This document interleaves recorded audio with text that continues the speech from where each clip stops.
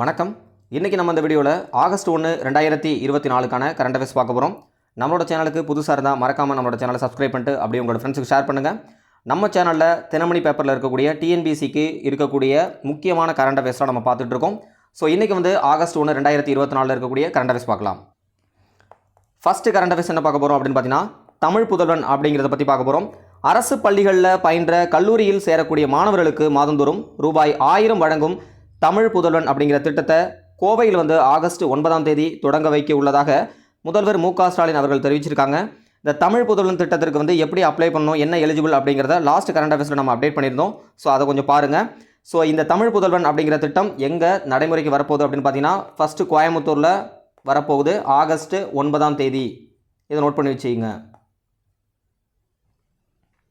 ரெண்டாவது current affairs என்ன பார்க்க போகிறோம் அப்படின்னு பார்த்தீங்கன்னா, மத்திய அரசு பணியாளர் தேர்வாணையத்தின் யூபிஎஸ்சியோட புதிய தலைவராக சுகாதாரத்துறை முன்னாள் செயலர் பிரீத்தி சுதன் நியமிக்கப்பட்டிருக்காங்க. அப்போ தற்பொழுது யூபிஎஸ்சியோட புதிய தலைவர் யார் அப்படின்னு கேட்டால் பிரீத்தி சுதன்.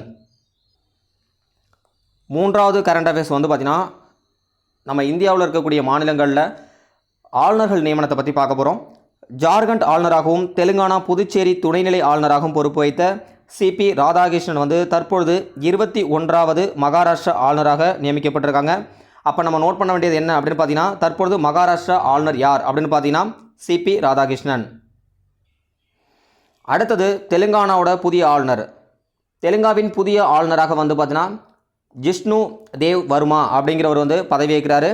ஸோ இவர் திரிபுரா மாநிலத்தை சார்ந்தவர். நாடு சுதந்திரம் அடைந்ததிலிருந்து திரிபுரா மாநிலத்தில் சேர்ந்த ஒருவர் ஆளுநராக நியமிக்கப்படுவது இதுதான் முதல் முறை அப்படின்னு சொல்கிறாங்க. இந்த தருணம் திரிபுரா மக்களுக்கு கிடைத்த அங்கீகாரம் என்று ஆளுநர் ஜிஷ்ணு மகிழ்ச்சியுடன் கூறியிருக்கிறாரு. அடுத்தது ஜார்க்கண்டோட புதிய ஆளுநர் அப்படின்னு பார்த்தீங்கன்னா, முன்னாள் மத்திய அமைச்சராக இருந்த சந்தோஷ்குமார் கங்குவார் அப்படிங்கிறவர் ஜார்க்கண்ட் மாநிலத்தின் புதிய ஆளுநராக தற்பொழுது பதவியேற்கிறாரு. அடுத்தது சண்டிகர் யூனியன் பிரதேசத்தோட நிர்வாகியாகவும் அதே சமயம் பஞ்சாபோட ஆளுநராகவும் நியமிக்கப்பட்டவர் தான் குலாப் சந்த் கட்டாரியா. அப்போ தற்பொழுது குலாப் சந்த் கட்டாரியா அப்படிங்கிறவர் பஞ்சாபோட ஆளுநர் மட்டும் கிடையாது, சண்டிகர் யூனியன் பிரதேசத்தோட நிர்வாகியாகவும் தற்பொழுது பதவியேற்கிறாரு. அடுத்தது சத்தீஸ்கர் மாநிலத்தை பார்க்கலாம். சத்தீஸ்கரோட புதிய ஆளுநராக ரமேன் டேக்கா அப்படிங்கிற பதவியேற்றிருக்கிறாரு. அடுத்தது சிக்கிம் மாநிலத்தில் பார்த்தீங்கன்னா 16வது ஆளுநராக ஓம் பிரகாஷ் மாத்தூர் அப்படிங்கிறவங்க பதவியேற்றிருக்காங்க.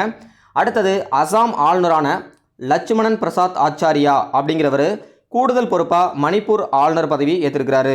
அப்போ லட்சுமணன் பிரசாத் ஆச்சாரியா அப்படிங்கிறவர் அசாமோட ஆளுநராக இருக்கார். அட் த சேம் டைமில் பார்த்தீங்கன்னா மணிப்பூர் ஆளுநராக கூடுதல் பொறுப்பு வழங்கப்பட்டிருக்கு. அடுத்தது ராஜஸ்தான் ஆளுநராக ஹரிபாவ் கிசான் ராவ் பாக்டே அப்படிங்கிறவர் பார்த்தீங்கன்னா பதவியேற்றிருக்கிறாரு. அப்போ ராஜஸ்தானோட ஆளுநர் யார் அப்படின்னா ஹரிபாவ் கிசான் ராவ் பாக்டே அப்படிங்கிறவரும். அடுத்தது மேகாலயாவோட ஆளுநராக சிஹெச் விஜயசங்கர் அப்படிங்கிறவரும், புதுச்சேரியோட துணைநிலை ஆளுநராக கே கைலாதநாதன் அப்படிங்கிறவரும் பதவியேற்றிருக்கிறாரு. ஸோ இப்போ பார்க்கக்கூடிய எல்லா கரண்ட் அஃபேர்ஸுமே பார்த்தீங்கன்னா நமக்கு மறக்கக்கூடியது. ஸோ இதை மறக்காமல் நம்ம நோட்ஸ் எடுத்துக்கிட்டோம் அப்படின்னா தான் நமக்கு மறக்காமல் இருக்கும். அடுத்தது பார்த்தீங்கன்னா தற்பொழுது ஒலிம்பிக் போட்டி நடந்துகிட்டு இருக்குது பாரிஸ் நகரில். அது எல்லாருக்கும் தெரியும். ஆனால் அது எத்தனையாவது ஒலிம்பிக் போட்டி அப்படிங்கிறது நிறைய பேருக்கு தெரியாமல் இருந்திருக்கலாம். 33வது ஒலிம்பிக் போட்டி தற்பொழுது பாரிஸ் நகரில் கடந்த 26ஆம் தேதி தொடங்கி விறுவிறுப்பாக நடந்துகிட்டு இருக்குது அப்படின்னு சொல்லி கொடுத்துருக்காங்க. ஸோ இதில் இருக்கக்கூடிய அப்டேட்ஸ் எல்லாம் நம்ம டெய்லி கரண்ட் அஃபேர்ஸாக பார்த்துட்டு இருக்கோம். ஸோ இவ்வளோ தான் இன்றைக்கான கரண்ட் அஃபேர்ஸ். உங்களோட ஃப்ரெண்ட்ஸுக்கு மறக்காமல் ஷேர் பண்ணுங்கள். தேங்க்யூ.